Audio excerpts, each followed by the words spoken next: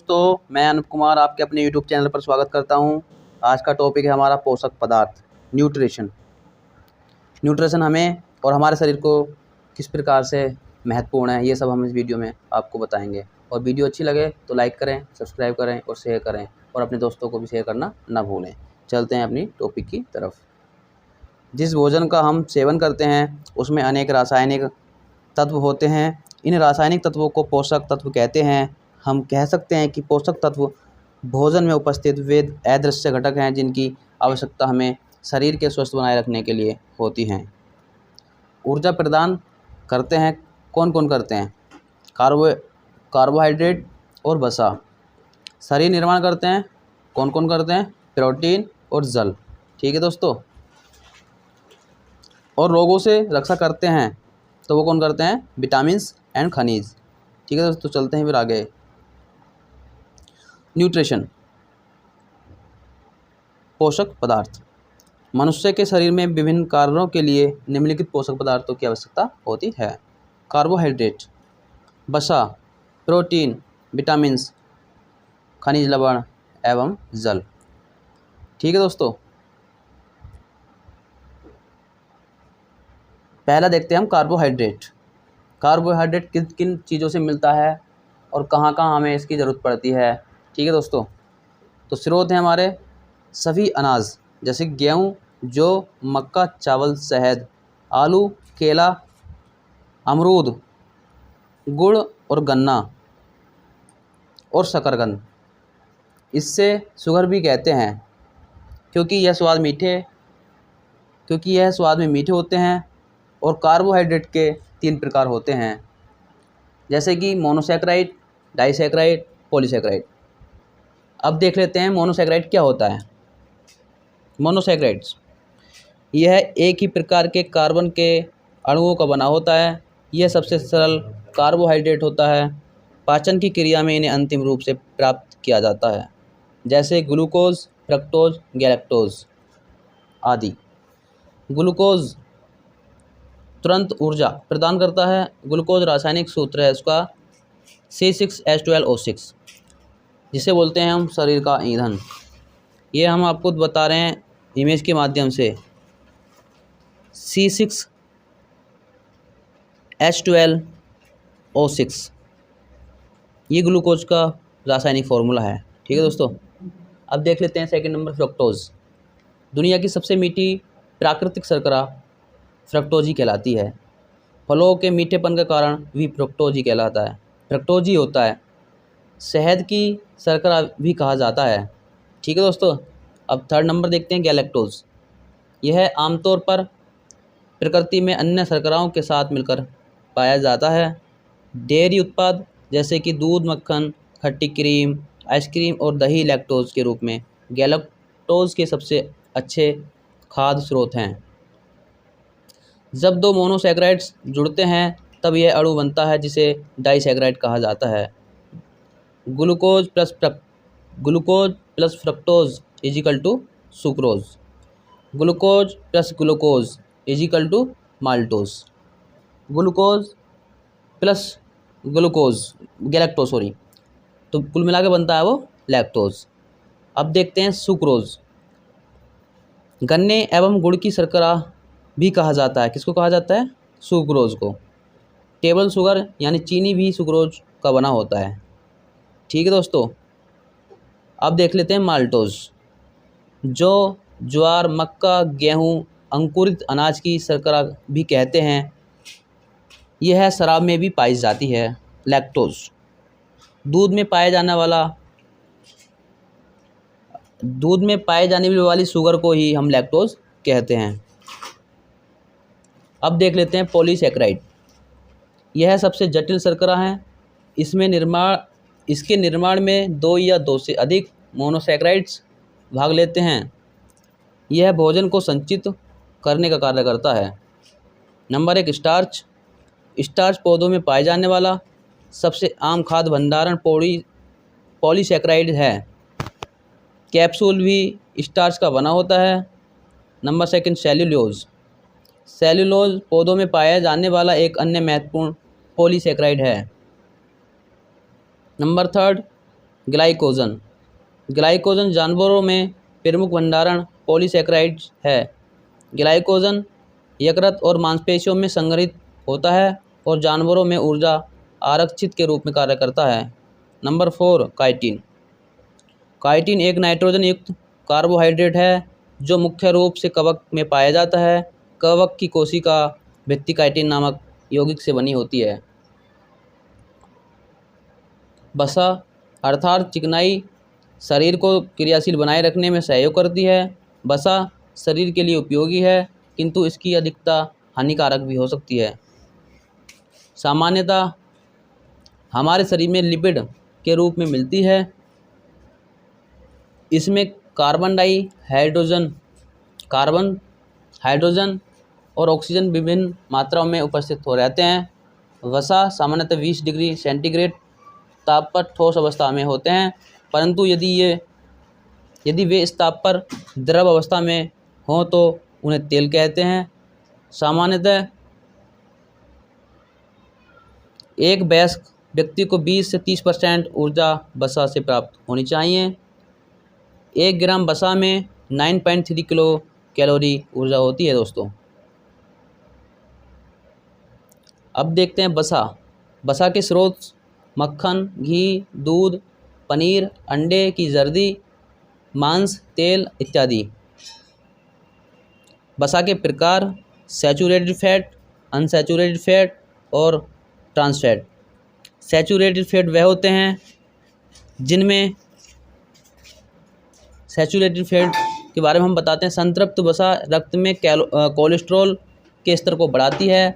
इस प्रकार की वसा का सेवन कम मात्रा में किया जाना ही बहुत ही लाभदायक होता है। जैसे मक्खन, पनीर, मांस, घी, डालडा ये सैचुरेटेड वसा कहलाते हैं। अनसैचुरेटेड वसा असंतृप्त वसा वास्तव में हमारे शरीर के लिए अच्छा है। यह हमारे दिल के स्वास्थ्य को बनाए रखता है और हमारे शरीर से हानिकारक कोलेस्ट्रॉल को हटाने में भी सहायता करता है।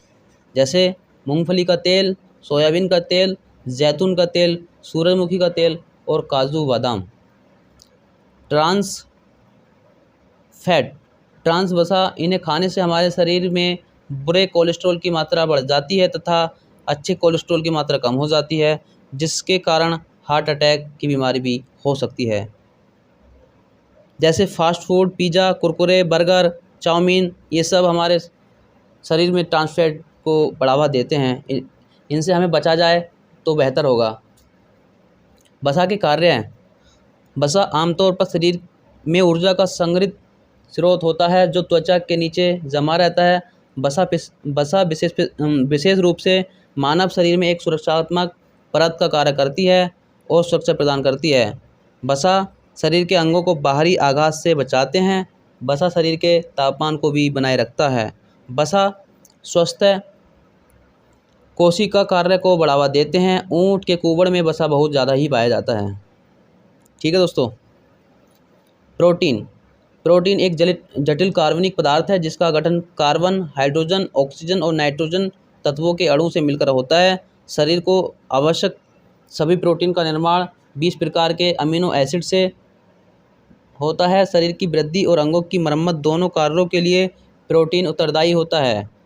मनुष्य के शरीर में 20 प्रकार की प्रोटीन की आवश्यकता होती है। आवश्यक अमीनो अम्ल 10 और अनावश्यक अमीनो अम्ल 10। भोजन के द्वारा 10 अमीनो अम्ल मिलते हैं और शरीर में स्वयं निर्मित होते हैं, वो भी 10 अमीनो अम्ल होते हैं। तो कुल मिलाकर 20 अमीनो अम्ल होते हैं। अमीनो अम्ल जिस बंध के द्वारा जुड़कर प्रोटीन का निर्माण करते हैं उसे पेप्टाइड बंध कहते हैं। मानव शरीर का लगभग 15 से 17% भाग प्रोटीन का बना होता है। प्रोटीन प्रति ग्राम 4.2 किलो कैलोरी ऊर्जा प्रदान करता है। प्रोटीन के स्रोत दूध, पनीर, दालें, मांस, मछली, अंडा आदि। प्रोटीन की प्राप्ति शरीर में और भोजन से। शरीर में रक्त, हीमोग्लोबिन, फाइब्रोनोजन, प्रोथ्रोम्बिन, हड्डियों में कोलेजन, मांसपेशी में एक्टिन और मायोसिन, वहाँ से प्रोटीन की प्राप्ति होती है। और भोजन से गेहूँ में ग्लूटेन प्रोटीन पाई जाती है, और गाजर में कैरोटीन पाई जाती है। अंडे में सफ़ेद भाग एल्ब्यूमिन पाया जाता है और पीला भाग विटेलिन पाया जाता है। दूध में कैसीन पाया जाता है, कैसीन प्रोटीन के नामक से पाया जाता है। बाल, नाखून, सींग, खुर, उसमें अल्फ़ा कैरोटीन पाया जाता है। अल्फ़ा कैरोटीन कोलेजन मानव शरीर के सबसे प्रचुर मात्रा में पाए जाने वाला प्रोटीन होता है। ठीक है दोस्तों, प्रोटीन की कमी से होने वाला रोग, तो बहुत इम्पोर्टेंट बता रहे हैं हम आपको बात। प्रोटीन की कमी से होने वाला जो रोग होता है वो होता है क्वाशियोरकोर। यह मुख्यतः बच्चों में होती है। इसके कारण शरीर एवं मानसिक वृद्धि रुक जाती है, हाथ पैर सूख जाते हैं और पेट फूल जाता है। मैरामस, यह भी प्रोटीन की कमी के कारण होता है। इसे सूखा रोग कहते हैं, जिसमें शरीर सूख जाता है और वजन कम हो जाता है। ठीक है दोस्तों, फास्फोरस, यह हड्डियों एवं दांतों को मजबूती प्रदान करता है। यह तंत्रिका तंत्र को सही से कार्य करने में सहायक होता है। यह चावल, मूंगफली, सोयाबीन, पनीर आदि से प्राप्त होता है। आयरन, यह रक्त में पाए जाने वाले हीमोग्लोबिन का प्रमुख घटक होता है। यह रक्त के निर्माण में सहायक होता है। यह हरी सब्जियों, अमरूद, अंगूर आदि में पाया जाता है। इसकी कमी से रक्त क्षीणता यानी एनीमिया नामक रोग हो जाता है। अब देख लेते हैं आयोडीन। आयोडीन यह थायराइड ग्रंथि को सही से कार्य करने में सहायक होता है। आयोडीन की कमी से घेंगा रोग भी हो जाता है। इसके स्रोत समुद्री भोजन, दूध, अंडा, मांस इत्यादि होते हैं। शरीर के विकास के लिए जल अत्यंत आवश्यक होता है, क्योंकि मानव शरीर के भार का लगभग 65 से 70% भाग जल से ही निर्मित होता है। शरीर में उपस्थित अपशिष्ट एवं विषैले पदार्थ जल में घुलकर शरीर से बाहर निकल जाते हैं। जल हमारे शरीर के ताप को पसीना तथा वाष्पन द्वारा नियंत्रित करता है। जल भोजन में उपस्थित पोषक पदार्थों के अवशोषण में सहायक होता है। अब देख लेते हैं हम प्रीवियस ईयर के क्वेश्चन। तो पहला क्वेश्चन है, कैप्सूल का आवरण किस से बना होता है? तो उसका सही आंसर है सेल्यूलोज। क्या है इसका सही आंसर? सेल्यूलोज। ठीक है दोस्तों, शहद का प्रमुख घटक है, तो इसका सही आंसर है फ्रक्टोज। कौन सी शर्करा तत्काल ऊर्जा प्रदान करती है? तो इसका सही आंसर है ग्लूकोज। ठीक है दोस्तों, प्रोटीन बनाने के लिए कितने अमीनो एसिड की जरूरत पड़ती है? तो उसका सही आंसर है 20 अमीनो एसिड। प्रोटीन को निम्नलिखित में से क्या माना जाता है? तो उसका सही आंसर है शरीर का निर्माण करने वाला। ठीक है दोस्तों, अल्फ़ा कैरोटीन एक प्रोटीन है जो बाल में पाई जाती है। ठीक है दोस्तों, बाल नाखून हड्डी वगैरह सब में पाई जाती है। ठीक है दोस्तों, किसमें प्रोटीन का सबसे अधिक स्रोत पाया जाता है? तो उसका सही आंसर है सोयाबीन। भोजन में किससे प्रति ग्राम सर्वाधिक ऊर्जा प्राप्त होती है? तो इसकी सही आंसर है भोजन में किससे प्रति ग्राम सर्वाधिक ऊर्जा प्राप्त होती है? तो उसका सही आंसर है, ऊर्जा की बात हो रही तो कार्बोहाइड्रेट इसका सही आंसर है। प्रति ग्राम सबसे ज़्यादा नहीं, क्विक एनर्जी होती है लेकिन इससे नहीं पाई जाती, सबसे ज़्यादा पाई जाती है सर्वाधिक ऊर्जा वसा से। ठीक है दोस्तों, ऊँट बिना पानी के कुछ दिनों तक मरुस्थल में रहता है। ऐसा वह कर पाता है अपनी पेशी में जमा किए पानी का प्रयोग करके, अपने कुबड़ में जमा किए चिकनाई का प्रयोग करके। तो इसका सही आंसर है बी आंसर। ठीक है दोस्तों, उपास्थि तथा हड्डियों के निर्माण और संपोषण में आवश्यक तत्व होते हैं। तो उसका सही आंसर है कैल्शियम। ठीक है दोस्तों, पालक के पत्तों में किसकी मात्रा सबसे अधिक होती है? तो उसका सही आंसर है आयरन। एक गिलास पानी पीने से कितने कैलोरी ऊर्जा मिलती है? तो इसका सही आंसर है 0। ठीक है दोस्तों, हमने आपको 12 क्वेश्चन बता दिए हैं और 12 क्वेश्चन के जो आंसर की है वो यहाँ पर है। ठीक है दोस्तों, और वीडियो अच्छी लगे तो लाइक करें, शेयर करें, सब्सक्राइब करें, अपने दोस्तों को भी शेयर करें। मिलते हैं अगली वीडियो में, तब तक के लिए लेते हैं विदा, बाय बाय, टेक केयर।